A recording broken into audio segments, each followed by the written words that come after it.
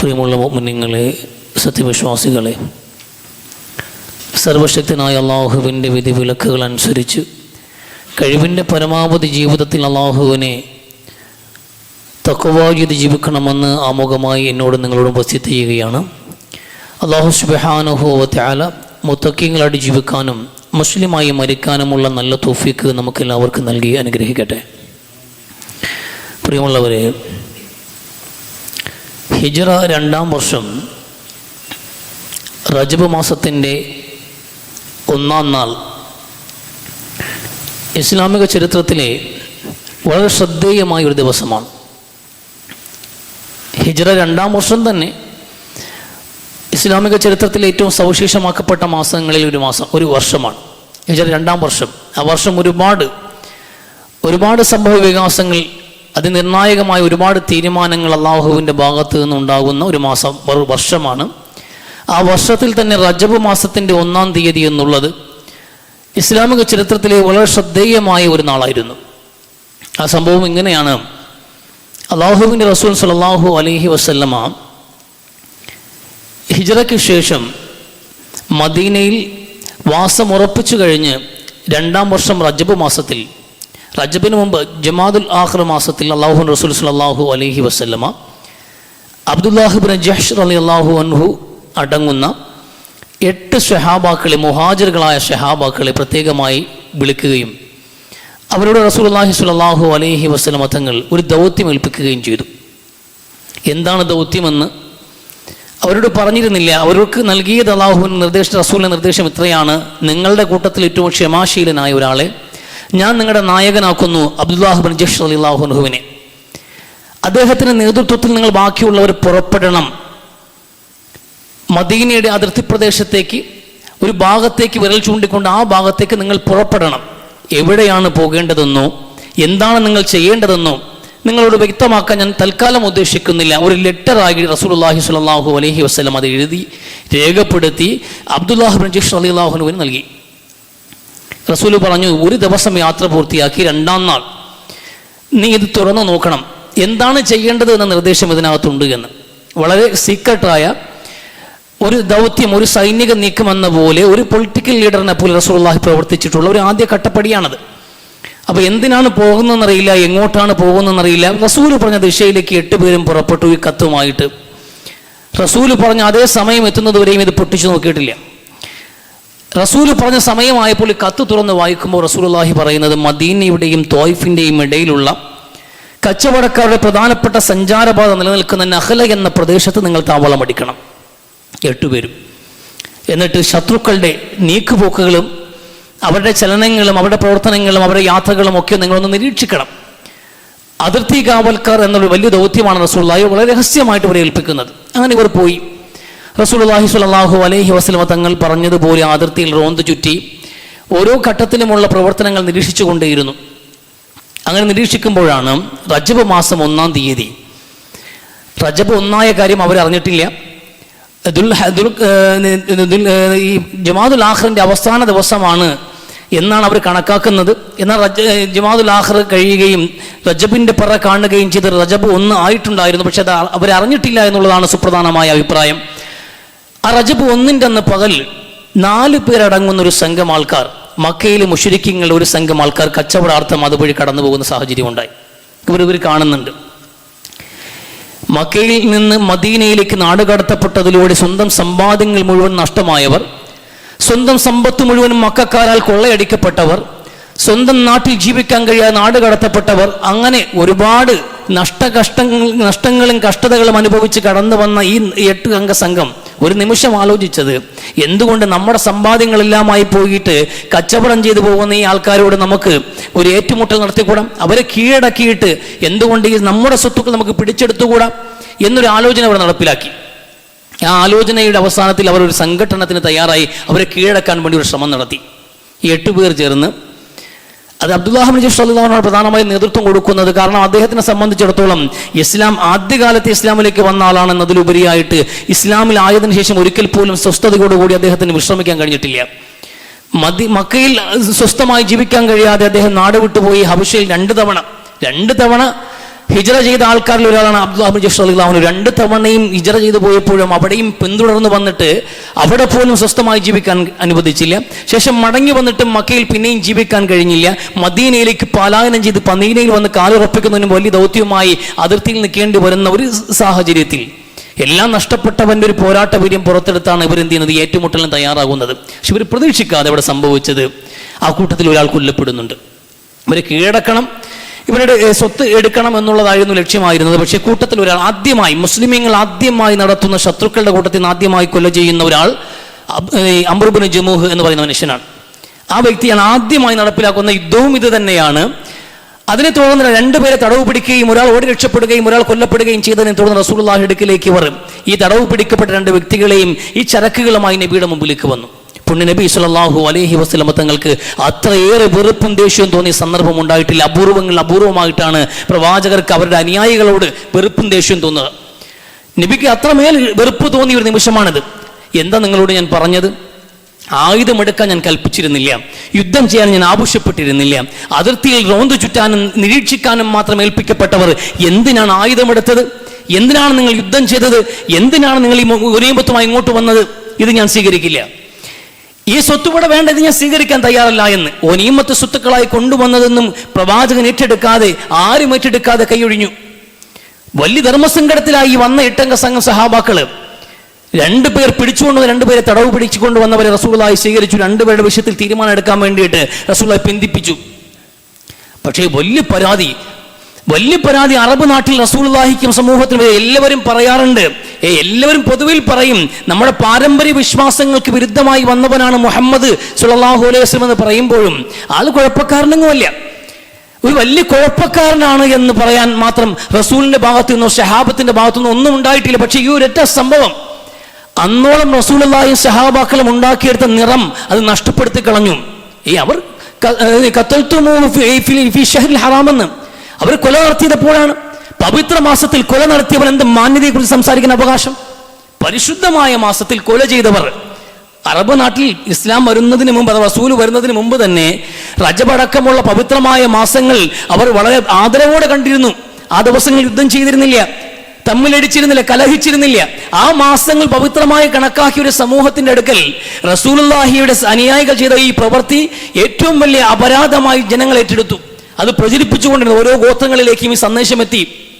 മുഹമ്മദ് സംഘം പറഞ്ഞില്ലേ, റജബ് മാസത്തിൽ യുദ്ധത്തിന് വേണ്ടി ഇറങ്ങി ആളെ കൊന്നുകളഞ്ഞു എന്ന്. ഇത് റസൂലുള്ളാഹി വല്ലാത്തൊരു പ്രതിസന്ധിയിലാക്കി. ഈ പ്രതിസന്ധി റസൂലുള്ളാഹി സ്വല്ലല്ലാഹു അലൈഹി വസല്ലം മാനസികമായ ഒരു സംഘർഷം ഉണ്ടാക്കി.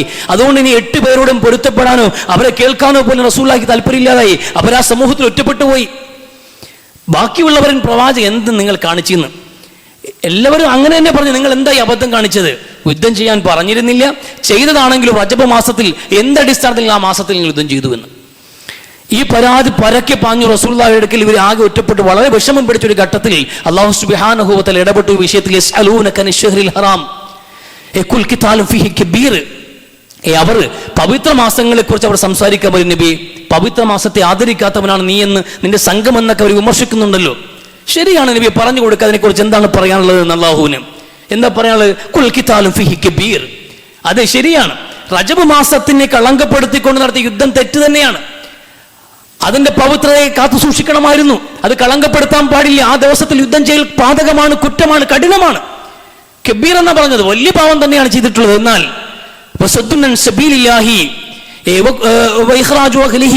എന്നാൽ നിങ്ങൾ അള്ളാഹുവിന്റെ മാർഗത്തിൽ നിന്ന് ജനങ്ങളെ തടയുകയും അള്ളാഹുവിനെ കൊണ്ട് അവിശ്വസിക്കുകയും അതുപോലെ മക്കയിൽ ജീവിക്കേണ്ട പവിത്രമായ മക്കാദേശത്തിന്റെ അവകാശികളെ ആ നാട്ടിൽ നിന്ന് ആട്ടിയൊടിക്കുകയും ചെയ്തതിനേക്കാളും വലിയ കുഴപ്പമല്ലല്ലോ അത്. ഈ നിങ്ങളാണ് ഏറ്റവും വലിയ ആരാ വിചാരണ ചെയ്യുന്നത്? ആരാണ് ഈ കുറ്റപ്പെടുത്തുന്നത്? ആരാ മോശം പറയുന്നത് എന്നാണ് അള്ളാഹുവിന്റെ ചോദ്യം. ശരിയാണ്, അബദ്ധത്തിലാണെങ്കിലും അവർ ചെയ്തത് തെറ്റ് തന്നെയാണ് എന്നിരിക്കുമ്പോഴും അവരെല്ലാവരും കൂടി ചേർന്ന് വേട്ടയാടാൻ വേണ്ടി വിട്ടുകൊടുക്കാൻ അള്ളാഹു തയ്യാറല്ല. ആർക്കാ പറയാൻ അവകാശമുള്ളത്? അള്ളാഹു നിഷേധിച്ചു. അള്ളാഹുവിൽ വിശ്വസിക്കുന്നവരെ അത് ക്രൂരമായി മർദ്ദിച്ചു. ആ മതത്തിലേക്ക് കടന്നു വരാനിരിക്കുന്നവരെ ഭീഷണിപ്പെടുത്തി പിന്തിരിപ്പിച്ചു. അള്ളാഹുവിലും റസൂലിലും വിശ്വസിച്ചു എന്നൊറ്റ കാരണം കൊണ്ട് കിടപ്പാടങ്ങൾ നഷ്ടപ്പെട്ട ഒരു സമൂഹത്തെ പുറത്തേക്ക് തള്ളി. അള്ളാഹുവിന്റെ പരിശുദ്ധമായ കഅബാലയത്തിന്റെ അവകാശികളെ ആ മസ്ജിദിൽ നിന്ന് പുറന്തള്ളി.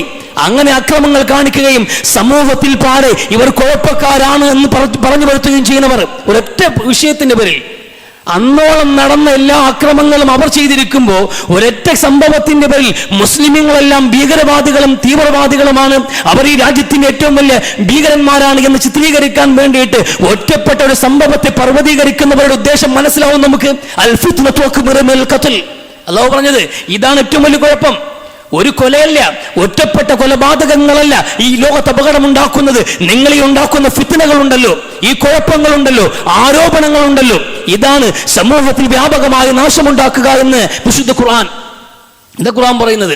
വളരെ ഗൗരവമേറിയ ഒരു വിഷയമാണ്, എല്ലാ കാലഘട്ടത്തിലും പ്രസക്തമായ ഒരു ആശയവുമാണ്.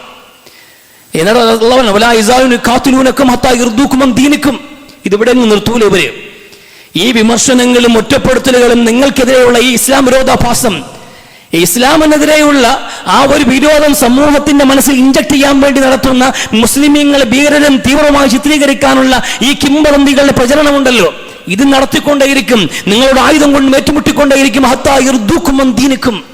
ഈ മതം വിട്ട് നിങ്ങൾ പുറത്തു വരണം, ഈ മതത്തെ നിങ്ങൾ ഒഴിവാക്കണം. ഇത് അവരുടെ ഉദ്ദേശം. ഈ മതം ഒഴിവാക്കണം. ഇസ്ലാമിൽ നിന്ന് പുറത്തു വന്നാൽ എല്ലാവരും സ്വീകരിക്കും. അത് ഈ കാലഘട്ടത്തിൽ അങ്ങനെയാണ്. മുസ്ലിമീങ്ങൾക്ക് എല്ലാ കാലത്തും പ്രശ്നമാണ്. അന്ന് തുടങ്ങിയതാണോ? അന്നല്ല. അല്ലാഹു സുബ്ഹാനഹു വ തആല ഇസ്ലാമിനെ പഠിപ്പിച്ച നൂഹ് നബി അലൈഹി ഇസ്ലാമിന്റെ കാലം മുതൽക്ക് തുടങ്ങിയിട്ടുള്ളതാണ് ഈ പ്രശ്നം. അന്ന് മുതൽ ഈ ആദർശം വിമർശിക്കപ്പെടുന്നുണ്ട്, ഈ ഏകദൈവ വിശ്വാസം വിമർശിക്കപ്പെടുന്നുണ്ട്, ഈ വിശ്വാസത്തിൽ നിന്ന് ജീവിക്കുന്നവരെ പ്രയാസപ്പെടുത്തുന്നുണ്ട്. അതിന്നും തുടരുന്നു, അതിന്നും തുടർന്നുകൊണ്ടിരിക്കുന്നു എന്നതാണ് വാസ്തവം. അത് തുടർന്നുകൊണ്ടിരിക്കും. എന്താണ്? ഈ മതം നമ്മൾ വിട്ട് പുറത്തു വരണം. അതാ ഭീഷണി. ഈ നമ്മുടെ ചുറ്റും നോക്കും, നമ്മളിവിടെ മുസ്ലിങ്ങളായി സ്വസ്ഥമായി സ്വൈരമായിട്ട് ഒന്നിനും പോകാതെ ഒരു പ്രശ്നത്തിന് പോകുന്നില്ല, നമ്മളെ മതം എന്ന് പറഞ്ഞ് ജീവിക്കുകയാണ്. എന്നാലും നമ്മളൊന്ന് ചാനൽ തുറന്ന് നോക്കിയാൽ ഏത് അന്തി ചർച്ച നോക്കിയാലും ഇസ്ലാം മുസ്ലിം ഇതേ ഉള്ളൂ, ഇതേ ചർച്ചയുള്ളൂ. എല്ലായിടത്തും ഇവർക്ക് ഇതിന് ചർച്ചയാണ്. മുസ്ലിങ്ങൾ എപ്പോഴും വേട്ടയാടിക്കൊണ്ടേയിരിക്കണം. മുസ്ലിങ്ങൾ കൂടി താമസിച്ചാൽ മിനി പാകിസ്ഥാൻ ആകുന്നു. മുസ്ലിമീങ്ങൾ സംഘം ചേർന്ന് സംഘടനയായി ഒരുമിച്ച് പ്രവർത്തിക്കാൻ തീരുമാനിച്ചാൽ ടെററിസ്റ്റ് ഗ്രൂപ്പുകളാകുന്നു. മുസ്ലിമീങ്ങൾക്ക് ഇവിടെ രാഷ്ട്രീയം പാടില്ല, മുസ്ലിമീങ്ങൾ സംഘടിക്കാൻ പാടില്ല, മുസ്ലിമീങ്ങൾ ഇസ്ലാമിക ഐഡന്റിറ്റികൾ പുറത്തു കാണിക്കാൻ പാടില്ല, ഒരുമിച്ച് നടക്കാൻ പാടില്ല, അവർ ബിസിനസ് ചെയ്യാൻ പാടില്ല. എന്ത് ചെയ്താലും ജിഹാദാണ്. ഹലാൽ ജിഹാദ്, തുപ്പൽ ജിഹാദ്, ലവ് ജിഹാദ്, വിവാഹം കഴിച്ച അത് ജിഹാദ്, എല്ലാത്തിലും ജിഹാദ് ആരോപിച്ചുകൊണ്ടേയിരിക്കുകയാണ്. എന്തുകൊണ്ടാണ് ഈ മതത്തിന് ഇങ്ങനെ പേടിക്കുന്നവർ? ഈ വിരട്ടി ഇവരെല്ലാം ഒറ്റപ്പെടുത്തി ഇത് വലിയ അപകടമാണ്, തൊപ്പിയും താടിയും വെച്ചവരെല്ലാം ടെററിസ്റ്റുകളാണ്, ഭീകരതയുടെ മൊത്തം കുത്തകയും ഹോൾസെയിലായിട്ട് മുസ്ലിങ്ങളുടെ മുന്നിൽ അടിച്ചേൽപ്പിക്കാൻ വേണ്ടിയുള്ള ശ്രമങ്ങൾ. ഒരു എക്സ് മുസ്ലിം ഇസ്ലാം വിട്ടുപോയവൻ ജർമ്മനിക്കാരൻ, അവൻ ബോംബ് സ്ഫോടനം ഉണ്ടാക്കിയപ്പോ അത് ഇസ്ലാമിന്റെ അക്കൗണ്ടിലാണ് ശ്രമിച്ചുകൊണ്ടിരിക്കുന്നത്. മുസ്ലിങ്ങൾ ഇത്രയും വലിയ പ്രഹരങ്ങൾ ഏറ്റിട്ടും ലോകത്തിന്റെ നാനാദിക്കുകളിൽ മുസ്ലിമീങ്ങളെ എത്ര ക്രൂരമായി ആക്രമിക്കപ്പെട്ടിട്ടും എന്നും പടച്ചവന്റെ സഹായം വരുമെന്ന് കാത്ത് ക്ഷമയോടെ കാത്തിരിക്കുന്ന ഒരു സമൂഹമാണ് മുസ്ലിമീങ്ങൾ. അല്ലാതെ എന്താ ഉള്ളത്? മുസ്ലിം പിഞ്ചു മക്കളെ ഇവിടെ കോഴയും പൂച്ചയും ചത്താപ്പോലും കണ്ണീരൊലിപ്പിക്കുന്ന ആൾക്കാരാ. പിഞ്ചു മക്കളെ ചുട്ടരിക്കുന്ന കാഴ്ചകൾ ഒട്ടനവധി കണ്ടിട്ടുണ്ട്. ഇവിടെ ലോകം കണ്ടുകൊണ്ടിരിക്കുകയാണ്. മുസ്ലിമീങ്ങൾക്ക് ചികിത്സ കൊടുക്കാൻ വേണ്ടി പലസ്തീന്റെ ഗാസയുടെ മണ്ണിൽ ഹോസ്പിറ്റൽ കഴിഞ്ഞ നേഴ്സുമാരെ വ്യവസ്ഥരാക്കി ലൈംഗികമായി പീഡനം നടത്തിയിട്ടുള്ള ക്രൂരത ഇവിടെ നടക്കുമ്പോ മുസ്ലിമീങ്ങൾ എപ്പോഴും പടച്ചവന്റെ സഹായത്തിന് കാത്തിരിക്കുന്നത്. അത്രയും നിശബ്ദതയോടെ നിൽക്കുന്ന, അത്രയും നിസ്സംഗതയോടെ നിൽക്കുന്ന ഈ സമൂഹത്തെ പിന്നെയും ഭീകരവാദി എന്ന് വിളിക്കാൻ ഇവർക്ക് എങ്ങനെയാണ് കഴിയുന്നതെന്നറിയില്ല. ഇത് ഇസ്ലാം വിരോധാഭാസമാണ്. നമ്മൾ ഈ മതത്തിൽ നിന്ന് പുറത്തു കൊണ്ടുവരിക. എന്തിനാണ് ഇങ്ങനെയൊക്കെ ആരോപണങ്ങൾ കേട്ട്, എന്തിനാണ് വിമർശനങ്ങൾ കേട്ട്, കുറ്റപ്പെടുത്തലുകൾ സഹിച്ച് എന്തിന് ഇസ്ലാം മതം പുൽകണം? നമ്മൾ എന്തിനിങ്ങനെ പിടിച്ചു നിൽക്കണം? വിട്ടുകളയാന്ന് പരസ്യമായിട്ട്. പിന്നെ ഇസ്ലാം വിമർശിച്ച ആവശ്യം പോലെ പണം, ആവശ്യം പോലെ അംഗീകാരങ്ങൾ, സ്വീകരണങ്ങൾ, ഇതെല്ലാം നമുക്ക് കിട്ടും. ഇതാണ് അവസ്ഥ. അവർ ശ്രമിച്ചുകൊണ്ടേയിരിക്കുമെന്ന് എന്ന്. ഇതൊക്കെ കാണുമ്പോൾ ബാഹ്യരംഗത്ത് പൊതുവിൽ മുസ്ലിമായി ജീവിക്കുക എന്നുള്ള ക്ലേശകരമാണ്. എല്ലാവരും ഒറ്റപ്പെടുത്തുന്നു, നമ്മൾ ടെററിസ്റ്റുകളെ പോലും നോക്കിക്കാണുന്നു, പിഞ്ച് മക്കൾക്ക് പോലും നമ്മളോട് വെറുപ്പാണ് എന്നൊക്കെ നമുക്ക് തോന്നുന്നതിന്റെ പേരിൽ അല്ലാഹു പറഞ്ഞു, അങ്ങനെയൊക്കെ നിങ്ങൾ ആലോചിച്ചിട്ട് ശത്രുവിനെ ഭയന്നിട്ട് ഈ മതം വിട്ടേക്കാമെന്നാണ് ആരുടെയെങ്കിലും തീരുമാനമെങ്കിൽ വിട്ടോളൂ, കുഴപ്പമില്ലാന്ന്. പോയി ചാവട്ടെ എന്ന് അല്ലാഹു പറയാണ്. പോയി കാഫിറായി ചത്തോട്ടെ, കുഴപ്പമില്ല. അത് നിങ്ങളുടെ സ്വാതന്ത്ര്യമാണ് എന്ന് അല്ലാഹു പറയുന്നത്. ദുനിയാവിൽ മനുഷ്യന് ആ സ്വാതന്ത്ര്യം അല്ലാഹു നൽകിയിട്ടുണ്ട്. പക്ഷെ ഇത് ക്ലേശമുള്ളൊരു മതമാണ്. വളരെ പ്രയാസപ്പെട്ട് ഇതിനകത്ത് നിൽക്കാൻ കഴിയുള്ളൂ. ഇത് ആനുകാലികമായി കൂടി ചില ഈ ആയത്ത് ചില പോയിന്റുകൾ ശ്രദ്ധയിൽപ്പെടുത്തുന്നത് കൊണ്ടാണ് ഇങ്ങോട്ട് ചേർത്ത് വായിച്ചത്. പ്രധാനമായി ഞാൻ ഇത് പറഞ്ഞു വന്നതിന്റെ കാര്യം, ഒന്നാമത് പറഞ്ഞ വിഷയമാണ് റജബ് മാസമാണ് നമ്മളിലേക്ക് ആഗതമായിരിക്കുന്നത്. റജബ് 1-നാണ് ഈ സംഭവം നടക്കുന്നത്. ആ 1-ൽ നിന്നുകൊണ്ടാണ് വിശുദ്ധ ഖുർആൻ സംസാരിച്ചത് ഈ ചെയ്ത പ്രവൃത്തി പാതകമാണ്, വലിയ കുറ്റം തന്നെയാണ് എന്ന്. എന്തുകൊണ്ട്? റജബ് എന്നുള്ളത് അള്ളാഹു ആദരിച്ച പ്രധാനപ്പെട്ട മാസങ്ങളിൽ ഒന്നാണ്. ഇന്ന ഇദ്ദത്ത് ശുഹൂരി ഇൻദല്ലാഹി 12 ശഹ്റൻ ഫീ കിതാബില്ലാഹ്. അള്ളാഹുവിന്റെ രേഖയിൽ വർഷത്തെ 12 മാസമായിട്ടാണ് അള്ളാഹു സുബ്ഹാനഹു വ തആല സംവിധാനിച്ചിട്ടുള്ളത്. അതിൽ 4 മാസങ്ങൾ പവിത്രമായ മാസമാണ് എന്ന് വിശുദ്ധ ഖുർആൻ. ആ 4 മാസങ്ങൾ ഏതാണെന്ന് റസൂലുള്ളാഹി വ്യക്തമാക്കുന്നുണ്ട്. സലാസും മുതവാലിയ, തുടരെ വരുന്ന 3 മാസങ്ങൾ ദുൽഖഅദ, ദുൽഹജ്ജ്, മുഹറം മാസവുമാണ്. റജബ് മുദർ എന്നീ പ്രാചീന കാലത്ത് തന്നെ മുദർ ഗോത്രക്കാർ അങ്ങേയറ്റം ആദരവോടെ കണ്ടിരുന്ന റജബ് മാസം കൂടിയാണ് എന്ന് റസൂൽ സ്വല്ലല്ലാഹു അലൈഹി വസല്ലം. ഈ റജബ് മാസം, നമ്മളിലേക്ക് കടന്നു വന്നിരിക്കുന്ന റജബ് മാസം അസാധാരണമായൊരു മാസമാണ് എന്നതാണ് ഞാൻ നിങ്ങളെ ശ്രദ്ധയിൽപ്പെടുത്താൻ ഉദ്ദേശിക്കുന്നത്. അത് ഇത്രയും പറഞ്ഞത് ഏറ്റവും പ്രധാനപ്പെട്ട ഒരു മാസമാണ്. അള്ളാഹു പവിത്രമാക്കിയ ഒരു മാസത്തിലാണ് നമ്മളുള്ളത്. അത് വന്നതും പോയതും നമ്മൾ അറിയാതെ പോയാൽ, അങ്ങനെ അറിയാതെ പോയാൽ നമുക്ക് അള്ളാഹു താലീം ചെയ്തതിനോട് ബഹുമാനമില്ലാത്ത ആളായി പോവില്ലേ? അള്ളാഹുവിനോട് ഭക്തിയുള്ള ഒരു ദാസൻ, അവന്റെ അടയാളം എന്താണ് അവൻ മുത്തഖിയാണെന്നതിന് ഏറ്റവും വലിയ തെളിവ് അള്ളാഹു ആദരിച്ചതിന് ആദരവുണ്ടാകും അവന്. അള്ളാഹു ആദരിച്ച അള്ളാഹുവിന്റെ മസ്ജിദുകൾ, അള്ളാഹുവിന്റെ വിശുദ്ധ ഖുർആൻ, അള്ളാഹുവിന്റെ പ്രവാചകന്മാർ, അള്ളാഹു പവിത്രമാക്കിയ സ്ഥലങ്ങൾ, അള്ളാഹു പവിത്രമാക്കിയ സമയങ്ങൾ, അതിനോടൊക്കെ ഒരു വിശ്വാസം പുലർത്തുന്ന ആദരവ് അവന്റെ തഖ്വയുടെ ലക്ഷണമാണ് എന്നാണ് വിശുദ്ധ ഖുർആൻ സംസാരിക്കുന്നത്.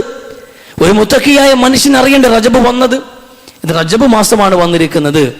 ഈ മാസം വളരെ ഗൗരവപ്പെട്ട ഒരു മാസമാണ് ഒരു വിശ്വാസിയെ സംബന്ധിച്ചിടത്തോളം. ഇത് വളരെ ഉപകാരപ്രദമായി മാറ്റേണ്ടത് നമ്മുടെ ബാധ്യതയാണ്. ഒരു കവി പറഞ്ഞതുപോലെ എന്നാണ്. റജബ് മാസം കടന്നു വന്നു കഴിയുമ്പോൾ നിന്റെ കറുത്ത ഏടുകളൊന്ന് വെളുപ്പിക്കാൻ ശ്രമിക്കണേ വിശ്വാസി എന്ന്. നിന്റെ കറുത്ത ഏടുകള്, പാവങ്ങളൊക്കെ ചെയ്തു കൂട്ടിയിട്ടുള്ള, അതുകൊണ്ട് നിറഞ്ഞുപോയ കറുത്ത ഏടുകളെ വെളുപ്പിക്കാൻ വേണ്ടി നരകത്തിൽ നിന്ന് മോചനം നൽകുന്ന മനോഹരമായ പുണ്യകർമ്മങ്ങൾ സമ്പാദിച്ചുകൊണ്ട് ഈ റജബിനെ അലങ്കരിച്ചുകൊണ്ട് നിന്റെ കറുത്ത ഏടിനെ വെളുപ്പിക്കണേ എന്ന്. മനോഹരമായൊരു മാസമാണ് റജബ് മാസം എന്നുള്ളത്. ഇവിടെ നമ്മൾ റജബ് മാസത്തെ പാടെ അവഗണിച്ചതിന് പ്രധാനപ്പെട്ട കാരണമുണ്ട്. ദുൽഹജ്ജ് മാസങ്ങൾ നമുക്കറിയാം, അത് ഹജ്ജുമായി ബന്ധപ്പെട്ട മാസമാണ്. ആഗോളാടിസ്ഥാനത്തിൽ മുസ്ലിമുകളുടെ ശ്രദ്ധയിൽപ്പെടുന്ന മാസമാണ്. അതുകൊണ്ട് എന്തെങ്കിലുമൊക്കെ നമ്മൾ ചെയ്യുന്നുണ്ട്. അത് മാത്രമല്ല, പെരുന്നാൾ വരുന്നുണ്ട്, അറഫ നോമ്പ് വരുന്നുണ്ട്, അങ്ങനെ കുറെ കാര്യങ്ങൾ അവിടെ നിൽക്കുന്നത് കൊണ്ട് ഈ മാസം നമ്മൾ ശ്രദ്ധിക്കുന്നുണ്ട്. അതുപോലെ ഇസ്ലാമിക കലണ്ടറിൽ ആദ്യ മാസം എന്ന നിലയിൽ മുഹറം മാസം നിൽക്കുന്നത് കൊണ്ട് തന്നെ ആ മുഹറം മാസവും പവിത്ര മാസമാണെന്ന് അതിനോട് ചേർത്ത് നമ്മൾ മനസ്സിലാക്കുന്നുണ്ട്. പക്ഷെ ഒറ്റപ്പെട്ട് കടന്നു വരുന്ന റജബ് മാസത്തെ പാടെ നമ്മൾ അവഗണിക്കലാണ് പതിവ്. അത് അവഗണിക്കുക എന്നത് പോലും നമുക്ക് അള്ളാഹു ആദരിച്ചതിന് നിന്ദിക്കുക എന്നതിന് സമാനമാണ്. ഈ മാസം വളരെ പ്രധാനപ്പെട്ട മാസമാണ്. ഈ മാസങ്ങളിൽ ഒരു വിശ്വാസം ചെയ്യുന്ന നന്മകൾക്കും അതിന് തിന്മകൾക്കും അസാധാരണത്വമുണ്ട്. എപ്പോഴും മനുഷ്യൻ തെറ്റ് ചെയ്താലും തെറ്റ് തന്നെയാണ്, കുറ്റം കുറ്റവുമാണ്. പക്ഷെ എന്നാൽ മുഹറം മാസത്തിൽ എന്ന പോലെ, ദുൽഹജ്ജ് മാസത്തിൽ എന്ന പോലെ നമ്മൾ റജബ് മാസത്തിൽ ചെയ്യുന്ന കുറ്റങ്ങൾക്ക് കടുപ്പം കൂടും, അതിന്റെ വണ്ണം കൂടും. ഖതാദ റളിയല്ലാഹു അൻഹു പറഞ്ഞൊരു വാചകമുണ്ട്, തീർച്ചയായിട്ടും നിങ്ങൾ റജബ് മാസം അടങ്ങുന്ന പവിത്ര മാസങ്ങളിൽ ചെയ്യുന്ന കുറ്റങ്ങൾക്ക് അല്പം കൂടി കടുപ്പം കൂടുമെന്നത് മനസ്സിലാക്കി വേണം നിങ്ങൾ പ്രവർത്തിക്കാനെന്ന്. നമ്മൾ ഈ മാസത്തിൽ ചെയ്യുന്ന നന്മകൾക്ക് പ്രതിഫലം കൂടും, അതുപോലെ തിന്മകൾക്ക് ശിക്ഷയുടെയും കാഠിന്യം കൂടും, അല്പം വണ്ണം കൂടും. ഇത് കാരണം അള്ളാഹു ആദരിച്ച മാസമാണ്. അതുകൊണ്ട് ശ്രദ്ധയോടെ ജീവിക്കേണ്ട മാസമാണ്. എല്ലാ മാസവും ദിവസവും നമ്മൾ ശ്രദ്ധിക്കണം. അപ്പോൾ അതിനോടൊപ്പം തന്നെ അള്ളാഹു പവിത്രമാക്കിയത് കടന്നു വരുമ്പോൾ കുറെ കൂടെ ജാഗ്രത പുലർത്താൻ വിശ്വാസിക്ക് കഴിയണമെന്നാണ് പറഞ്ഞു വരുന്നത്. കുറെ കൂടി ജാഗ്രത പുലർത്താൻ റജബ് മാസത്തിൽ ഈ ബാക്കിയുള്ള മാസങ്ങൾ ഉള്ളതുപോലെയുള്ള സംഗതി ഇല്ലാതെ പോയത് പ്രത്യേകമായ അമലുകളാണ്. ഈ മാസത്തിൽ പ്രത്യേകമായ അമലുകൾ അങ്ങ് സ്ഥാപിക്കപ്പെട്ടിട്ടില്ല. പ്രത്യേകമായിട്ട് ഏതെങ്കിലും നോമ്പുകളോ പ്രത്യേകമായ നമസ്കാരമോ പ്രത്യേകമായ ഔറാദുകളോ ഒന്നും റസൂലുള്ളാഹി നമ്മളെ പഠിപ്പിച്ചിട്ടില്ല. പ്രത്യേകമായ ഒരു അമലും ഇല്ലാത്തത് കൊണ്ട് ഒരു അമലും ചെയ്യണ്ട എന്ന് നമ്മൾ കണക്കാക്കാനും പാടില്ല. റസൂൽ പഠിപ്പിച്ച ഒരുപാട് അമലുകളുണ്ടല്ലോ, അതല്പം വർദ്ധിപ്പിക്കേണ്ട മാസമാണ്. എല്ലാ തിങ്കളാഴ്ചയും റസൂൽ നോമ്പ് പിടിച്ചിട്ടുണ്ട്, എല്ലാ വ്യാഴാഴ്ചയും റസൂൽ നോമ്പ് അനുഷ്ഠിച്ചിട്ടുണ്ട്, എല്ലാ അയ്യാമിൽ വെളുത്ത ബാബിന്റെ ദിവസം റസൂൽ നോമ്പ് അനുഷ്ഠിച്ചിട്ടുണ്ട്. മറ്റു മാസങ്ങളിൽ നമ്മളത് ശീലിക്കുന്നില്ലെങ്കിൽ പോലും റജബ് മാസമല്ലേ, അള്ളാഹു ആദരിച്ച മാസമാണ്. ഈ മാസങ്ങളിലെങ്കിലും എനിക്ക് ആ നോമ്പ് അനുഷ്ഠിക്കണം എന്നൊരു വിശ്വാസക്ക് തീരുമാനിക്കാം. മറ്റു ദിവസങ്ങൾ നമസ്കരിക്കുന്നതിനേക്കാൾ 2 റക്അത്ത് കൂടുതൽ എനിക്ക് ഖിയാമുൽ ലൈൽ രാത്രി നമസ്കരിക്കണം എന്നൊരു വിശ്വാസക്ക് തീരുമാനിക്കാം. അതുപോലെ ദിക്റുകൾ വർദ്ധിപ്പിക്കാം, ഖുർആൻ പാരായണം വർദ്ധിപ്പിക്കാം. അങ്ങനെ ഒരുപാട് നന്മകളുടെ സാധ്യതകൾ കാണാനും അധികമായി വിശ്വാസികൾ പ്രവർത്തിക്കാനും തയ്യാറാകേണ്ട മാസമാണ്. ആ മാസത്തിന് സ്വബോധത്തോടുകൂടി അള്ളാഹു ആദരിച്ച റജബ് മാസമാണ് ഈ മാസമെന്ന ബോധ്യത്തോടൊരു വിശ്വാസി അമിതമായ ഒരു നന്മയെങ്കിലും ചെയ്യാൻ തയ്യാറായാൽ അവൻ അള്ളാഹുവിനെയാണ്, അള്ളാഹുവിനുള്ള തഖ്വയാണ് വെളിവാക്കുന്നത്. അത് അള്ളാഹുവിന് ഇക്റാമ് ചെയ്യലാണ്, അള്ളാഹു ആദരിച്ചതിന് ഇക്റാമ് ചെയ്യലാണ്. തീർച്ചയായിട്ടും അതിന് അംഗീകാരമുണ്ട്, പ്രത്യേകമായ പരിഗണനയുണ്ട്. റജബ് ആയതുകൊണ്ടാണ്, ഞാൻ പവിത്രമാക്കിയത് കൊണ്ട് മാത്രം ആ സമയത്തിൽ അവൻ പ്രത്യേകമായ നന്മ ചെയ്തു എന്നത് പരിഗണനയാണ് അള്ളാഹുവിന്റെ മുമ്പിൽ. ആ പരിഗണനയ്ക്ക് വേണ്ടി നമ്മൾ പ്രവർത്തിക്കേണ്ടത്. അതുപോലെ നന്മകളുടെ വിഷയത്തിലും നമ്മൾ ഇതൊന്നും നമ്മൾ ചെയ്യാറില്ല. നമ്മളെ കൂടെ റജബ് വന്നതും പോകുന്നതും നമ്മൾ അറിയാറ് പോലുമില്ല. പിന്നെ ആകെ അറിയുന്നത് റജബ് മാസവും അതിനെ ചുറ്റപ്പെട്ട് നിൽക്കുന്ന ചില ചരിത്ര സംഭവങ്ങളും ഇല്ലാത്ത കുറെ അമലുകളും ചേർത്ത് വായിച്ചിട്ടാണ്. ഇസ്രാ മിറാജ് അല്ലാഹു റസൂൽ സ്വല്ലല്ലാഹു അലൈഹി വസല്ലം തങ്ങളുടെ ജീവിതത്തിൽ നടന്ന ഗംഭീരമായിട്ടുള്ള റസൂൽ നൽകിയിട്ടുള്ള ഒരു മുഅ്ജിസത്താണ്, സമ്മാനതകളില്ലാത്തൊരു മുഅ്ജിസത്താണ്. പക്ഷെ അത് കൃത്യമായി നടന്നത്, അത് തർക്കമുള്ള കാര്യമല്ല. ഇസ്രായിന്റെയും മിറാജിന്റെയും വിഷയത്തിൽ വിശ്വാസ ലോകത്ത് ഒരു അഭിപ്രായ ഭിന്നതയില്ല. ഇസ്രായിന്റെ വിഷയം വിശുദ്ധ ഖുർആൻ വ്യക്തമായി തന്നെ സംസാരിച്ച കാര്യമാണ്. അപ്പൊ ഇസ്രായിന്റെയും മിറാജിന്റെ വിഷയത്തിൽ അഭിപ്രായ ഭിന്നതയില്ല. പക്ഷേ അത് ഏത് ഡേറ്റിൽ നടന്നു എന്ന വിഷയത്തിൽ ആധികാരികമായ രേഖയെങ്കിലും ലഭ്യമായിട്ടില്ല. റജബ് 27-നാണ് ഇസ്രാ മിറാജും സംഭവിച്ചത് എന്ന് അർദ്ധശങ്കയ്ക്ക് പോലും ഇടയില്ലാത്ത വണ്ണം പ്രഖ്യാപിക്കാവുന്ന വിധത്തിലുള്ള രേഖകളെങ്ങും എവിടെയും ലഭ്യമായിട്ടില്ല. ചില അഭിപ്രായങ്ങൾ അങ്ങനെ നിൽക്കുന്നു എന്ന് മാത്രം. ഇനി അങ്ങനെയാണെങ്കിൽ തന്നെ അതിന്റെ പേരിൽ പ്രത്യേകമായ നമസ്കാരമോ പ്രത്യേകമായ ഒരു പ്രധാനുഷ്ഠാനമോ ഇസ്ലാം പഠിപ്പിച്ചിട്ടില്ല. നമുക്ക് റജബ് മാസം, നമ്മളെ ആൾക്കാർക്ക് റജബ് മാസം വന്നു, അപ്പൊ അതുകൊണ്ട് റജബ് 27 നോമ്പ് പിടിക്കണമെന്ന്. ഉള്ളതൊന്നും പിടിക്കാനും തയ്യാറില്ല. തിങ്കളാഴ്ച നോമ്പ് പിടിക്കാത്തെന്തെന്ന്, തിങ്കളാഴ്ച നോമ്പ്, തിങ്കളാഴ്ച വേണ്ട, റസൂല് പിടിച്ചു, റസൂല് പിടിച്ചത് നമ്മൾ പിടിക്കൂലെന്ന്. നബിക്ക് എതിരിൽ സഞ്ചരിക്കാൻ ജനങ്ങൾ ആഗ്രഹിക്കുന്നത് പോലെയാണ് നമ്മുടെ പ്രവർത്തനങ്ങൾ കാണുന്നത്. റസൂല് പറയണം, ഞാൻ എന്ത് എല്ലാ തിങ്കളാഴ്ചയും നോമ്പ്, കാരണം ഫീഹി ഉലിതു വഫീഹി ഉൻസിലൽ ഖുർആൻ, ഞാൻ ജനിച്ചതൊരു തിങ്കളാഴ്ചയാണ്, അതുപോലെ വിശുദ്ധ ഖുർആൻ അവതീർണമായതും ഒരു തിങ്കളാഴ്ചയാണ്, അതുകൊണ്ടാണ് എല്ലാ തിങ്കളാഴ്ചയും ഞാൻ നോമ്പനുഷ്ഠിക്കുന്നത് എന്ന് പുണ്യ നബി സല്ലല്ലാഹു അലൈഹി വസല്ലമ. നബി ജനിച്ചതൊരു തിങ്കളാഴ്ചയാണെന്ന്. അള്ളാഹു നബിക്ക് ജന്മം കൊണ്ട് ഈ ഭൂമിയിലേക്ക് വലിയൊരു ദൗത്യം ഏൽപ്പിച്ച് ഈ ഭൂമിയിൽ ജീവിക്കാനുള്ള അവസരം ഒരുക്കിയ ദിവസം എന്ന നിലയിൽ ആ ദിവസത്തോട് അള്ളാഹുവിന് ജന്മം നൽകിയതിനുള്ള കൂറ് കാണിക്കാനും നന്ദി കാണിക്കാനും വേണ്ടിയിട്ട് കൂടിയാണ് ഞാൻ തിങ്കളാഴ്ച നോമ്പ് പിടിക്കുന്നത് എന്ന് പുണ്യ നബി സല്ലല്ലാഹു അലൈഹി വസല്ലമ. അതുപോലെ എൻ്റെ ജീവിതത്തിന്റെ ഏറ്റവും വലിയ അനുഗ്രഹമായ വിശുദ്ധ ഖുർആന്റെ അവതരണം, അതെനിക്ക് അവതരിക്കപ്പെട്ടത് നമ്മൾ തിങ്കളാഴ്ചയാണ്, അതിന്റെ കൂടി നന്ദിയായിട്ട് ഞാൻ നോമ്പ് പിടിക്കുന്നു എന്ന് ഖുർആനോടും റസൂലിനോടും മഹബത്തുള്ള വിശ്വാസി തിങ്കളാഴ്ച നോമ്പ് പിടിക്കണ്ടേ? നബിയോട് ഭയങ്കര സ്നേഹമാണ്, വലിയ സ്നേഹമാണെന്ന് പറയും. റബീഉൽ അവ്വൽ ഭരണം ആഘോഷിച്ച് എന്ത് ചെയ്യുക, നമുക്ക് ഇവിടെ തിമിർക്കാൻ വേണ്ടിയിട്ട് റബീഉൽ അവ്വൽ മാസം ഭരണം. തിങ്കളാഴ്ചയാണല്ലോ റസൂൽ ജനിച്ചത്. ജനനത്തിന്റെ പേരിൽ നിങ്ങൾക്ക് അത് റസൂലിനോട് കൂറുണ്ടെങ്കിൽ എല്ലാ തിങ്കളാഴ്ചയും നോമ്പനുഷ്ഠിച്ചൂടെ? ചാപ്പാട് മുടക്കിയിട്ടുള്ള സ്നേഹവും നമുക്ക് വേണ്ട. നമ്മൾ ശീലിച്ച സ്നേഹം എന്താണ്? ചാപ്പാട് ഉണ്ടാക്കിയുള്ള സ്നേഹമാണ്. നബി ജനിച്ചത് കൊണ്ട് റബീഉൽ അവ്വൽ 12 ചെമ്പ് ബിരിയാണി ഉണ്ടാക്കാന്ന്. അതങ്ങ് തിന്നുന്ന പരിപാടിയല്ലാതെ നഷ്ടപ്പെടുത്താൻ നമ്മൾ തയ്യാറല്ല. അത് റസൂൽ പറഞ്ഞു. അപ്പൊ ആ ഒരു രീതിയിൽ നമുക്ക് മാറി ചിന്തിക്കുന്നതിന് പകരം നമ്മൾ ആ നന്മകൾ ചെയ്യില്ല എന്ന റസൂലിന് പരിചയമില്ലാത്ത, ശഹാബത്തിന് പരിചയമില്ലാത്ത, ഇസ്ലാമിക ലോകത്ത് ഒരു തരത്തിൽ പോലും സ്ഥിരീകരിക്കപ്പെട്ടിട്ടില്ലാത്ത റജബ് 27 നോമ്പ് നമുക്ക് അനുഷ്ഠിക്കണം. അത് അഭിപ്രായ ഭിന്നത ഉള്ളതാണ്. അങ്ങനെ ഒരു നോമ്പില്ല, സ്ഥാപിക്കപ്പെട്ടിട്ടില്ല. ഉമ്മത്തിൻ്റെ ഇടയിൽ എന്തിനാണ് അഭിപ്രായ ഭിന്നത? റസൂലിന് സ്ഥിരപ്പെടാതെ ഒരു അമൽ എന്തിനാണ് നമ്മൾ ചെയ്യുന്നത്? ചോദ്യമുണ്ടാകുമ്പോൾ അവിടേക്ക് തർക്കിച്ച് സ്ഥാപിക്കാനുള്ള ശ്രമങ്ങളും ഇല്ലാത്തതും പിടിക്കാൻ വല്ലാത്ത വ്യഗ്രതയുമാണ് ജനങ്ങൾക്ക്. അതിനൊരു മത്സരബുദ്ധിയാണ്. ഉള്ളത് പിടിക്കില്ല, ഇല്ലാത്തത് പിടിക്കും. അത് തന്നെ വ്യക്തതയല്ലേ? ഇത് ഉസ്താദ്മാർ ഉപദേശിച്ച് പിടിക്കണമല്ല. ഇത് ഉസ്താദ് വേറെ, ഇബ്ലീസ് പഠിപ്പിക്കുന്ന നോമ്പാണിത്. ഇല്ലാത്ത നോമ്പ് പിടിക്കുകയാണെങ്കിൽ അതിന്റെ പ്രേരണ നമുക്ക് എവിടെ നിന്ന് കിട്ടി? ഉള്ളത് പിടിക്കാൻ വൈമനസ്യം കാണിക്കുകയും ഇല്ലാത്തത് പിടിക്കാൻ നമ്മൾ ആവേശം കാണിക്കുകയും ചെയ്യുന്നുണ്ടെങ്കിൽ അതിന്റെ പ്രേരണ എവിടെ നമുക്ക് കിട്ടുന്നത്? അതൊരു പൈശാചികതയാണ്. എന്നാലും നന്മയല്ലേ നോമ്പ്? അത് നന്മയല്ല, അത് തിന്മയാണ്. നോമ്പ് തിന്മയാവും, നിസ്കാരവും തിന്മയാവും. അള്ളാഹും റസൂലും പഠിക്കാത്തത് നിങ്ങൾ ഓവർ സ്മാർട്ട് ആവാൻ വേണ്ടിയിട്ടല്ലേ. അള്ളാഹുവിനെ റസൂലിനെയും കടത്തി വെട്ടിയിട്ട് ഓവർ സ്മാർട്ട് ആകാൻ വേണ്ടിയിട്ട് ആരെയും നിസ്കാരം പഠിപ്പിച്ചിട്ടില്ല. 4 റക്അത്ത് റസൂൽ ലോഹർ പഠിപ്പിച്ചു, ഞാൻ 5 നിസ്കരിക്കും. എൻ്റെ ഒരു രീതി എങ്ങനെ? അല്പം കടന്ന അള്ളാഹിന്റെ അടുത്ത ആളാവാൻ വേണ്ടിയിട്ട് 5 റക്അത്ത് നിസ്കരിച്ച ഈ നിസ്കാരം ശരിയാവും? മനുഷ്യൻ പാവമാ ചെയ്യുന്നത്. നിങ്ങൾ നിസ്കരിച്ചത് കൊണ്ട്, ഭൂമിയിൽ നെറ്റികൾ താഴ്ത്തി വെച്ചത് കൊണ്ടോ, ഈ ലോകത്ത് ഒരു ദിവസം നിങ്ങൾ പട്ടിണിയിരുന്നത് കൊണ്ട് പടച്ചവന്റെ ഖജനാവ് നിറയാൻ പോകുന്നില്ല. അതിനു വേണ്ടിയിട്ടാണോ? അതിനു വേണ്ടിയിട്ടല്ല ഈ പണി പറഞ്ഞ് നിങ്ങൾ അനുസരണയുള്ളവരാണെന്ന്. ഇവിടെ നിൽക്കാൻ പറഞ്ഞ ഇവിടെ നിൽക്കണം, അവിടെ പോകാൻ പറഞ്ഞ അവിടെ പോകണം, അതിനപ്പുറത്ത് പോകാൻ പാടില്ല. റസൂലും ദീനിന്റെ വിഷയത്തിൽ അള്ളാഹു റസൂലും പറഞ്ഞതിനപ്പുറത്തേക്ക് നിങ്ങൾക്ക് അവകാശമില്ലെന്ന്, അതിനപ്പുറത്തേക്ക് അവകാശമില്ല. അതങ്ങനെ തന്നെയാണ്. അസ്സലാമു അലൈക്കും വറഹ്മത്തുള്ളാഹി എന്ന് നമസ്കാരത്തിന് സലാം വീട്ടിട്ടുണ്ടെങ്കിൽ അതിനപ്പുറത്തേക്ക് ബറക്കാത്തുഹും ജന്നത്തുഹും മിന്നത്തുഹും നിങ്ങൾ പറഞ്ഞാൽ അത് കുറ്റമാണ് എന്ന്, അത് തെറ്റ് തന്നെയാണ്, അതൊരു തർക്കമില്ല. ഹജറുൽ അസ്വദ് അല്ലാഹു റസൂൽ ചുംബിച്ചു, അതുകൊണ്ട് ചുംബിക്കാം. അതിനപ്പുറത്തേക്ക് പോയിട്ട് മക്കാം ഇബ്രാഹിം ചുംബിക്കാൻ പറ്റുമോ? ഇല്ല, കഴിയില്ല. കില്ലിയിൽ ചുംബിക്കാൻ കഴിയുമോ? ഇല്ല, കഴിയില്ല. ഒന്നും കഴിയില്ല. ഇത് അനുവാദമില്ല. അനുവാദമില്ലാത്തവർ അങ്ങനെ ഓസ്മാർട്ടാകാൻ വിശ്വാസിക്ക് അനുവാദമില്ല. റസൂലിനെയും കടത്തി വെട്ടേണ്ടവരല്ല നിങ്ങൾ. അല്ല, റസൂലിനെയും കടത്തി വെട്ടിയിട്ട് ചില ആൾക്കാർ പറഞ്ഞല്ലോ വിവാഹം ഇനി കഴിക്കില്ല, ഇനി നമ്മൾ ഒരിക്കലും ഉറങ്ങില്ല, ഇനി ഒരിക്കലും ഞാൻ പകൽ ഭക്ഷണം കഴിക്കില്ല. റസൂൽ ഈ പണിയും കൂടെ നടക്കൂലെന്ന്, ഇതെങ്ങും ഇവിടെ നടക്കൂലെന്ന്, ഇതെങ്ങും അല്ല മതം, ഇതല്ല എൻ്റെ ചര്യ. ഞാൻ ജീവിക്കാൻ പഠിപ്പിച്ചൊരു ചര്യയുണ്ട്, അള്ളാഹു എന്നെ പഠിപ്പിച്ചു വിട്ട് ഞാൻ ജീവിച്ച് കാണിച്ചൊരു ജീവിത രീതിയുണ്ട്. അതിനപ്പുറത്തേക്ക് നിങ്ങൾ മതത്തെ നിങ്ങൾ നശിപ്പിക്കാൻ പാടില്ലെന്ന്, അത് പാടില്ലെന്ന്. തുമ്മിക്കഴിഞ്ഞാൽ അൽഹംദുലില്ലാ എന്ന് പറയണമെന്ന്, അൽഹംദുലില്ലാ എന്നേ പറയാവൂ നിങ്ങളിവിടെ. അതിന്റെ കൂടെ നിങ്ങൾ ചെയ്ത് അൽഹംദുലില്ലാ ഇലാഹ ഇല്ലല്ലാഹു വഹ്ദഹു ലാ ശരീക ലഹു ലഹുൽ മുൽക്കു വലഹുൽ ഹംദു വഹുവ അലാ കുല്ലി ഷൈഇൻ ഖദീർ എന്ന് കൂടെ പറഞ്ഞാൽ പറയുന്ന നന്മയാണ് പറയുന്നത്. പക്ഷെ നിങ്ങൾ പറഞ്ഞ സിറ്റുവേഷൻ തിന്മയാണത്. റസൂൽ പഠിപ്പിക്കാത്ത ഒരു അമല് സ്ഥാപിക്കാൻ ഒരു വിശ്വാസിക ഭാഷയില്ല. മതത്തിന്റെ കാര്യം ചെറിയ കാര്യമാണ്. ഞാൻ പറയാത്തൊരു കാര്യം ഞാൻ പറഞ്ഞു എന്ന് പറഞ്ഞ് സ്ഥാപിച്ചാൽ അവൻ നരകത്തിൽ ഇരിപ്പിടം ഉറപ്പിക്കട്ടെ എന്ന് പുണ്യനബി സല്ലല്ലാഹു അലൈഹി വസല്ലം. ഗൗരവമുള്ള വിഷയമാണ്. വായി തോന്നുന്നത് കോതയ്ക്ക് പാട്ടെന്ന് പറയും പോലെ ആ അവസ്ഥയിൽ മതത്തിന്റെ കാര്യത്തിൽ ഇടപെടാനും സംസാരിക്കാനും മനുഷ്യൻ തുനിയാൻ പാടില്ല.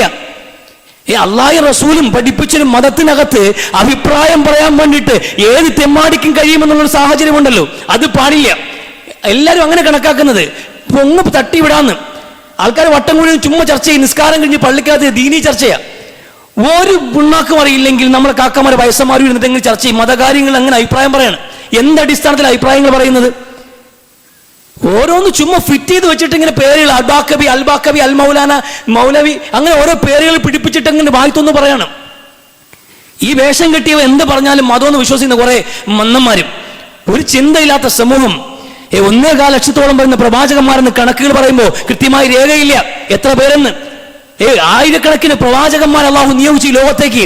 ക്ലേശമുള്ള പ്രബോധന ജീവിതം എത്ര പേര് അരിഞ്ഞു വീഴ്ത്തി, എത്ര പേര് 2 കഷ്ണമായി മുറിച്ചിട്ടിട്ടുണ്ട്, എത്ര പേരെ ജീവനോടെ അടക്കിയിട്ടുണ്ട്. അങ്ങനെ ക്രൂരമായി പ്രവാചകന്മാർ കൊല ചെയ്യപ്പെട്ടു, അവരെ അനുയായികൾ കൊല ചെയ്യപ്പെട്ടു, രക്തം ചിന്തി ഈ ഭൂമി ചെഞ്ചായം അണിഞ്ഞിട്ടുണ്ട്. അങ്ങനെ ലക്ഷക്കണക്കിന് വരുന്ന ആൾക്കാർ പ്രവാചകന്മാരായി കടന്നു വന്നു. കോടിക്കണക്കിന് വരുന്ന സമൂഹത്തിന്റെ ജീവനം നഷ്ടപ്പെടുത്തിയിട്ടുണ്ട്. എല്ലാം സഹിച്ച് അള്ളാഹുവിന്റെ പ്രവാചകൻ മുഹമ്മദ് നബി സല്ലല്ലാഹു അലൈഹി വസല്ലമയുടെ വിശുദ്ധ ഖുർആൻ എന്ന മഹത്തായ ഗ്രന്ഥത്തെ അവതരിപ്പിച്ചുകൊണ്ട് അൽയൗമ അക്മൽതു ലക്കും ദീനക്കും വഅത്മംതു അലൈക്കും നിഅമതി വറളിതു ലക്കുമുൽ ഇസ്ലാമ ദീന, ഈ മതത്തിന് പൂർത്തീകരണമായി ഇനി ഒന്നും കൂടിച്ചേർക്കാൻ പാടില്ല എന്ന് അങ്ങനെ പറഞ്ഞ് പഠിപ്പിച്ചു വെച്ചൊരു മതത്തിന്റെ വിഷയത്തിൽ അഭിപ്രായം പറയാൻ നാവ് പൊന്തുന്നവരെല്ലാം കയറി വരുന്നത്, വാളെടുക്കുന്നവരെല്ലാം വെളിച്ചപ്പാടാവുന്നത് അക്രമമാണ്, മഹാപാതകമാണ്. നരകമെരന്ന് പഠിക്കാൻ പാടില്ല വിശ്വാസികൾ. മതകാര്യങ്ങളിൽ എങ്ങനെ കയറി നിന്ന് തട്ടാണ് ആൾക്കാര്. അറബക്ഷരങ്ങൾ കൂട്ടി വായിക്കാരെങ്കിലും അവൻ മതപണ്ഡിതൻ. ഈ ചൂഷണങ്ങളും ഈ അഭിപ്രായം പറയലുകളും തിന്മയാണ്. ഒരു കാരണവശാലും റജബ് മാസത്തിൽ എന്നല്ല ഇസ്ലാമും അള്ളാഹുവും റസൂലും പഠിപ്പിക്കാത്ത ഒരു ആചാരവും സ്ഥാപിക്കാൻ ഒരു മനുഷ്യനും അവകാശമില്ല. അങ്ങനെ ആരെങ്കിലും ചെയ്യുന്നുണ്ടെങ്കിൽ അവൻ പാതകിയാണ്, കുറ്റവാളിയാണ്. അത് വിവേകപൂർവ്വം തിരിച്ചറിയാൻ വിശ്വാസിക്കാകണം. തൊപ്പിയുള്ളവനും താടിയുള്ളവനും തലപ്പാവ് വെച്ചവനും പറയുന്നതെല്ലാം ശൈഖുനാമാര് പറയുന്നതെല്ലാം മതമാണെന്ന് ചിന്തിക്കുന്ന മൂഢന്മാരായ വിശ്വാസികൾ മാറാൻ പാടില്ല. പൗരോഹിത്യത്തിന്റെ ആ ഒരു അടിമത്തത്തിൽ നിന്ന് ജനങ്ങളെ മോചിപ്പിക്കാൻ വേണ്ടിയ പ്രവാചകന്മാർ വന്നത്. നമ്മൾ ആ പൗരോഹിത്യത്തെ അടിമകളാവുകയോ? ഖുർആൻ ഇവിടെ ഇരിക്കുമ്പോ ഹദീസുകൾ അവശേഷിക്കുമ്പോ ഖുർആൻ ഞാൻ പ്രൊട്ടക്ട് ചെയ്യുന്നല്ല പറഞ്ഞത്, ഇതിന്റെ ഹർക്കത്ത് മാറ്റം ഒരുത്തിനെ അനുവദിക്കില്ല എന്ന്. ഹദീസുകൾ പോലും വ്യാജങ്ങൾ, ഹദീസുകളിലും വളച്ചടിക്കുന്ന വ്യാഖ്യാനങ്ങൾ ഇന്നും നമ്മുടെ മുമ്പിലുള്ളത്. ഒരു ഹർഫിന് പോലും ഒരു ഹർക്കത്തിന് പോലും കോട്ടം വരാതെ അള്ളാഹ് കാത്തു സൂക്ഷിക്കുന്ന വിശുദ്ധ ഖുർആൻ. ഒരു വിഷയത്തിൽ 2 അഭിപ്രായമാണെങ്കിൽ ഖുർആനാണ് ഏറ്റവും അവസാനമായി നോക്കേണ്ടത്. ഒരു വിഷയത്തിൽ 2 അഭിപ്രായം വന്നു, നമുക്ക് വേറെ മാർഗ്ഗമില്ല. ഉമ്മത്തിന്റെ ഖൈറിന് വേണ്ടിയിട്ട് അവസാന വാക്ക് ഖുർആൻ പറയട്ടെ എന്ന് ഖുർആൻ നോക്കണം. ഖുർആൻ പറഞ്ഞതിൽ നിന്ന് ജീവിക്കണം. അള്ളാഹ് ഇതാ പഠിപ്പിച്ച ഈ മതത്തില്. അല്ലാതെ അതിന്റെ പേരും പറഞ്ഞുകൊണ്ട് മതത്തിന്റെ പേരിൽ സംഘർഷമുണ്ടാക്കാനും സംഘടനകൾ വിഭജിച്ചെടുക്കാനും എന്നിട്ട് ചേരിതിരിഞ്ഞ് പരസ്പരം കല്ലെറിയാനുമുള്ളതല്ല ഈ മതം. ഏറ്റവും നമുക്ക് എല്ലാം സഹിക്കാം. മുസ്ലിമിങ് ആയതിന് പേരിൽ ഒരുപാട് ക്ലേശമുണ്ട്, ബുദ്ധിമുട്ടുണ്ട്, പുറത്ത് നിന്ന് ഒരുപാട് ആക്രമണങ്ങളുണ്ട്, നല്ലൊരു ജീവിതം നയിക്കുന്നതുകൊണ്ട് ഒരുപാട് വെറുപ്പുണ്ട്. ആയിക്കോട്ടെ, എല്ലാം സഹിക്കാം. ഈ സമുദായത്തിനകത്തുള്ള ഈ തർക്കങ്ങൾ സഹിക്കാൻ കഴിയാത്ത സംഗതിയാണ്. നിസ്സാര കാര്യങ്ങളുടെ പേര് പറഞ്ഞിട്ട് റസൂൽ അങ്ങനെയല്ലേ, ഇങ്ങനെയല്ലേ, അല്ലെങ്കിൽ മറ്റേ ഉസ്താദ് അങ്ങനെ പഠിപ്പിച്ചല്ലോ, ഈ നിസ്സാര കാര്യങ്ങൾ പറഞ്ഞിട്ട് ജനങ്ങളെ തമ്മിൽ ഭിന്നിപ്പിച്ചിട്ട് അങ്ങനെ കുറെ കസേര കളിക്കിരിക്കുന്ന നേതാക്കന്മാരും ഗതികെട്ട ഈ സമുദായവും എത്ര കഷ്ടമുള്ള അവസ്ഥയാണ്. എത്ര മനോഹരമായ ഒരു മതത്തെയാണ് നിങ്ങൾ ഈ കൈവെള്ളയിലിട്ട് പന്ത് കളിക്കുന്നത്. അത് ഗൗരവമുള്ള വിഷയമാണ്. വിശ്വാസികൾ ജാഗ്രതയോടെ ജീവിക്കണം. ഈ വേഷം കെട്ടുകാരെല്ലാം പറയുന്നത് മതമാണെന്ന്, അതിന് ഞാനായാലും ഞാൻ പറഞ്ഞാലത് മതമാണ്, അയാൾ പറഞ്ഞാൽ പിന്നെ ഹക്കാണ്, സത്യമാണെന്ന്, അങ്ങനെയൊന്നുമില്ല. നിങ്ങൾക്ക് ചിന്തിക്കാൻ കഴിയണം. സംശയലേശേ നിങ്ങളുടെ മുമ്പിലേക്ക് കടന്നു വരുന്ന ഒരു പ്രസ്താവന ഞാൻ നടത്തുന്നു, നബി പറഞ്ഞു എന്ന് നിരീക്ഷിക്കാൻ, അത് പഠിക്കാൻ, അന്വേഷിക്കാൻ നിങ്ങൾ തയ്യാറാകണം. ഇല്ലല്ലോ, ഇങ്ങനെയെങ്കിലും പറഞ്ഞിട്ടില്ല, ഒരു രേഖയും കാണാനില്ല. അതാണ് വിശ്വാസിക്ക് വേണ്ടത്. തൊണ്ട തൊടാതെ അങ്ങ് വിഴുങ്ങലല്ല മതം പഠിക്കുന്ന വിശ്വാസികൾ പഠിക്കുക. പൊതുവിൽ നമുക്കറിയാവുന്ന ഇത് റസൂൽ പറഞ്ഞിരിക്കാം. ചില എല്ലാ ആൾക്കാർക്കും എല്ലാ ഹദീസ് വരണമെന്നില്ല. പക്ഷെ എന്നാൽ ചില കാര്യങ്ങൾ പറയുമ്പോൾ വ്യക്തമാണ്, കാര്യം വ്യക്തമാണ്, നന്മയാണ്, ബോധ്യപ്പെടും. എന്നാൽ ചില കാര്യങ്ങൾ അങ്ങനെയല്ല. ചിലതൊക്കെ അങ്ങ് വലിയ കഥകളാണ്, വലിയ ഇല്ലാ കഥകളാണ്, കെട്ടിച്ചമച്ചുണ്ടാക്കിയ വ്യാജ കഥകൾ. ആ കഥകൾ കേൾക്കുമ്പോൾ തന്നെ അറിയാം ഇതിന്റെ യാഥാർത്ഥ്യത്തിൽ എന്തോ ഒരു കല്ലുകടിയുണ്ട്, ഇത് റസൂല് പറഞ്ഞിരിക്കാൻ സാധ്യതയില്ല, ഇങ്ങനെയൊക്കെ റസൂല് പറയുമോ എന്ന് ആശങ്ക ഉളവാക്കുന്നതും നമുക്ക് പരിചയമില്ലാത്തതുമായ ഹദീസുകൾ ഞാൻ പറഞ്ഞാലും നിങ്ങൾക്ക് അന്വേഷിക്കാവുന്നതാണ്. അല്ലാതെ അതങ്ങ് വിഴുങ്ങേണ്ട കാര്യമില്ല, അത് ആര് പറഞ്ഞാലും. അതുകൊണ്ട് മതകാര്യങ്ങളിൽ ആർക്കും എന്തും പറയാമെന്നും ആരെന്ത് പറഞ്ഞാലും ഉൾക്കൊള്ളണമെന്നുമുള്ള ചിന്താഗതിയല്ല വേണ്ടത്. അല്ലാഹുവും റസൂലും പഠിപ്പിച്ചതിലേക്ക് നമ്മൾ വരണം. അതേത് വിഷയത്തിലാണെങ്കിലും, റജബിന്റെ നോമ്പിന്റെ വിഷയത്തിലാണെങ്കിലും, ഏത് കാര്യത്തിലാണെങ്കിലും അതുകൊണ്ട് ചിന്തിച്ച് ഗൗരവത്തോടെ മതത്തെ സമീപിക്കുകയും അല്ലാഹു റസൂലും പഠിപ്പിച്ചതിൽ നിന്ന് അതിന് കടക്കാതെ, അതിൽ ലംഘിക്കാതെ അച്ചടക്കമുള്ള അല്ലാഹു റസൂലിന് അനുസരണയുള്ള അടിമയായി ജീവിച്ചു മരിക്കാനും ശ്രമിക്കുക. അല്ലാഹു തൗഫീഖ് നൽകി അനുഗ്രഹിക്കട്ടെ.